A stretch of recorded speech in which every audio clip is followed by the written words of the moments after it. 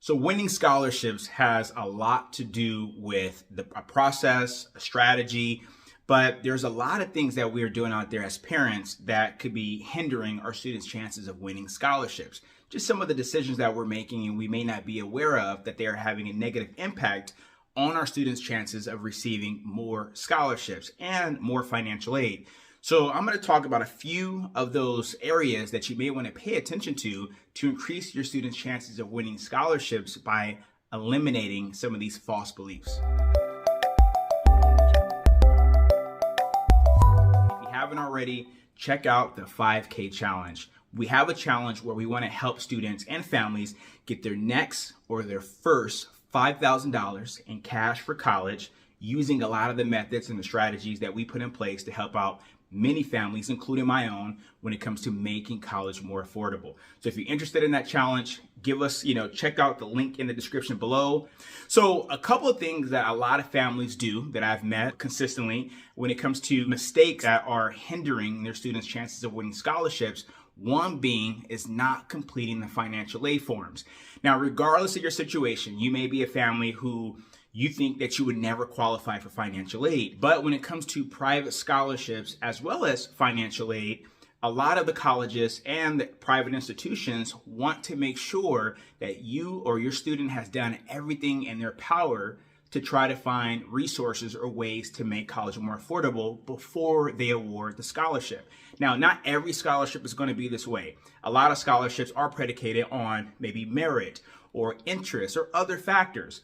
But there's a lot of scholarships out there that are based on your student's ability to demonstrate a need or just to show that they've actually completed or applied for financial aid.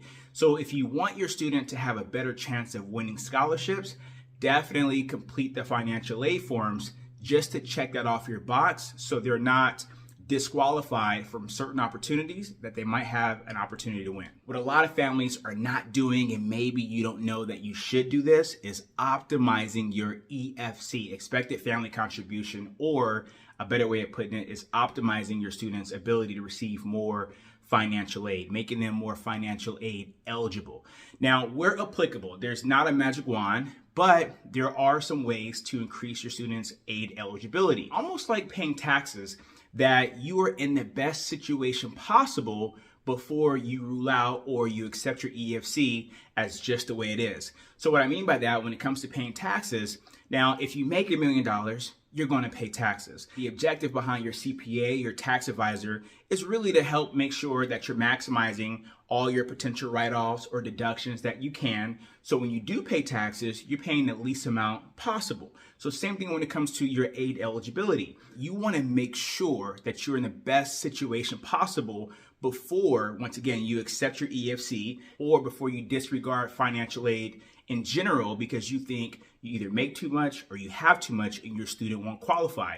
So optimizing your students' aid eligibility to increase their chances of winning more scholarships. And this is a really big one when it comes to hindering your students' chances or vice versa, increasing their chances of winning scholarships. You want to make sure that you're working with your student. Now, over the years of all the students and families that I have had the privilege to work with or to help, the students that are vested, that have some skin in the game, that are working with their parents to kind of make sure they're in the best situation possible are the ones that typically do the best. But at the same time, we don't want you as a parent to just kind of put everything on the student and say, hey, go figure it out. You want to figure out certain things that you can do as a parent, and you want your student to figure out important things that they should be doing as the student, but together as a team, because in the end, the loans are a lot of times in your names once you get beyond the standard student loans, and the payment a lot of times comes from your bank account. The asset comes from savings and contributions that you have made.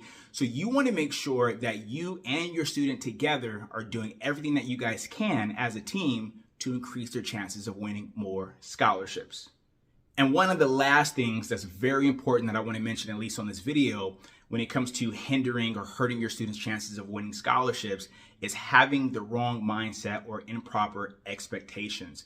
So this is not one of those deals where you apply for one or two and you win one or two. Just like applying for a job, you may be very qualified, but You may need to have multiple applications going in at one time, multiple interviews to increase your chances of landing the position or landing the opportunity. Same goes when it comes to scholarships. You want your student to apply for the right amount, the right scholarship. So it's a quality and a quantity play, but you want to make sure that you have the right mindset and the right expectation. So if you set maybe a goal that was reasonable and a time commitment that was reasonable, we're going to try to apply for 3 to 5 new scholarships every week.